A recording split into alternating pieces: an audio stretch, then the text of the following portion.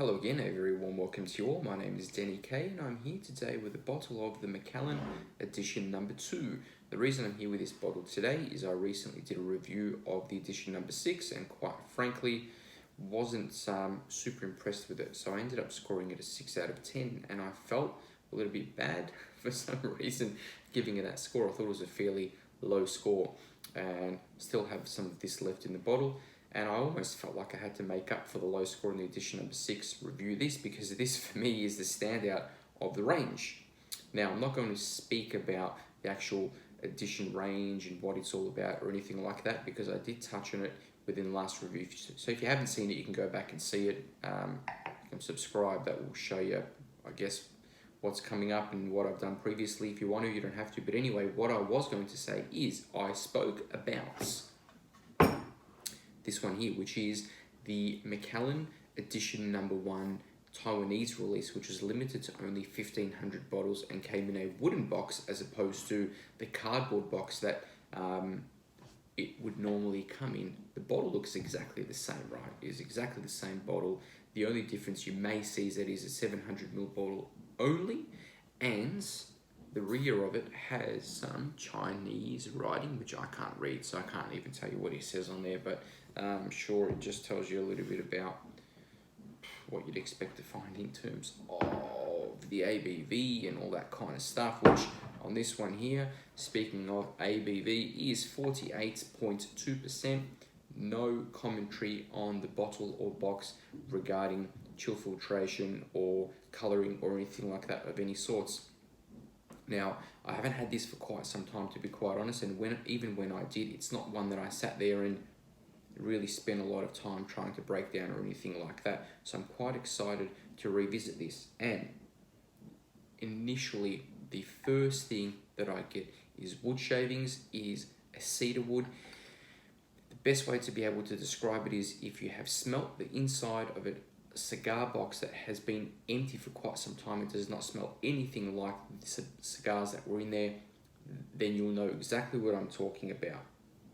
Berries, raspberries, blackberries, oranges, bitter oranges, dehydrated orange, segments, chocolate. It is a milk chocolate, a bitter chocolate, cocoa powder, cinnamon, nutmeg, ginger.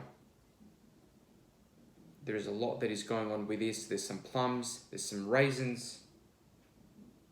I mentioned earlier, it's like wood shavings. That is one of the stronger notes that comes through.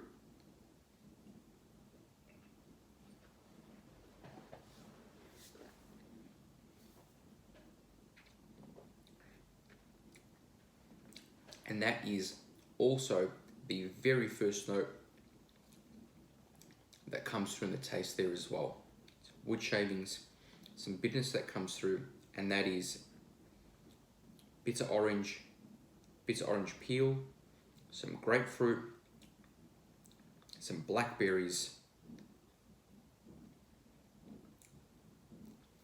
brew tea, the oak that I mentioned earlier, those wood shavings. I know I said it a moment ago, absolutely there. Some ginger, some pepper. It just keeps on going there. The finish is rather lengthy. Some pineapple, and when I say pineapple, it is an underripe pineapple. It's almost that tingly sensation that you get.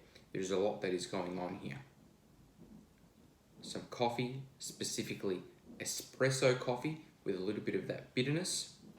I mentioned chocolate earlier. It's still milk chocolate, it's still bitter chocolate, it's still cocoa powder. There's a lot happening, which I've tried to describe in that short period there. What I will do is I will add some water to it. So 48.2%, I'm gonna add anything between a third to half a teaspoon of water. Give that a bit of time in this glass. By a bit of time, I literally mean a couple of seconds, right? I do try to keep these videos relatively short and sharp.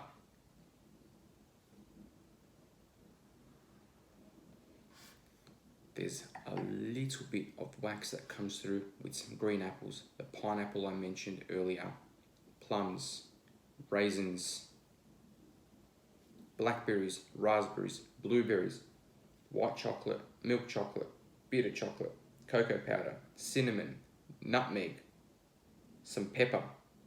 The wood shavings I mentioned earlier, taking a little bit of a back seat. The orange is still there. Orange segments are there. If you've had Kinoto, that is also there as well. You'll know what I'm talking about there. A little bit sweeter, a lot. Rather, the sweetness is certainly noticeable with a little bit of water.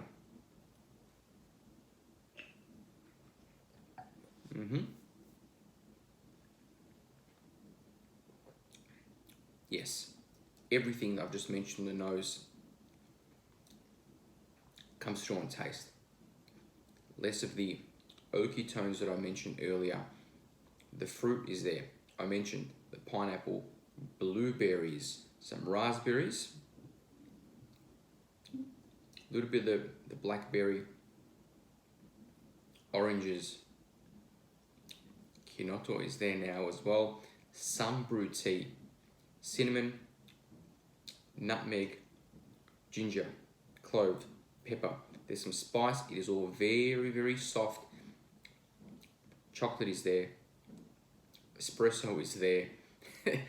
It's all there, right? It certainly sounds like it at this point because there's a lot that is going on there. You could throw in some caramel there as well, and also some salted pretzels, right? Salt is there as well. There is a lot. There is a lot that is happening here.